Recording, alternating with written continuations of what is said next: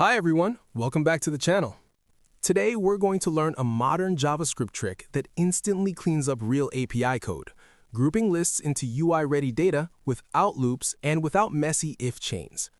Here's the common situation. An API returns a flat array of orders, but the UI doesn't want a flat list. It wants sections: pending, paid, failed. Most codebases solve this with multiple arrays and a loop that pushes items around. It works, but it's noisy, easy to duplicate, and annoying to maintain. Now, there are two built-in helpers that solve this in a clean, code-first way: Object.groupBy and Map.groupBy. They do the same job, but the return type is different, and that difference matters in real projects. On screen, there's an orders array coming from an API. Each order has an ID, a status, and a customer ID. Here's the sample data. Notice the status values repeat, and customer ID is a number. First, Object.groupBy. Look at this line. Orders by status equals Object.groupBy orders O.status. This reads exactly like the intent. Group these orders by status. Object.groupBy takes the array, then a callback.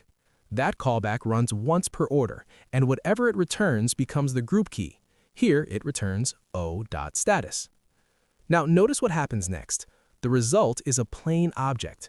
Each status becomes a key, and the value is an array of matching orders. This is perfect for dashboards and tabs. The UI can do things like this.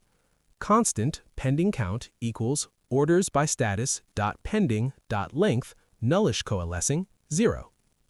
That one line gives a badge count safely, even if a group doesn't exist yet. Now here's the second part, Map.groupBy. Same idea, but different return type. Watch this.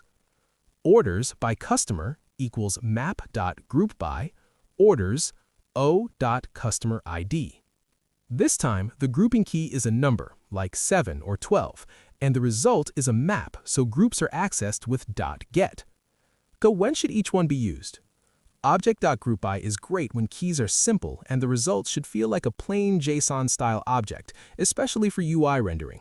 Map.groupBy is the better choice when keys aren't naturally strings, like numbers, objects, or anything that should stay as is without string conversion. The takeaway is simple. If code keeps writing loops just to group API data, replace that whole block with one clear line. Object.groupBy for object-style grouping, and Map.groupBy when a map fits the keys better. Thanks for watching. If this helped, like the video and subscribe for more.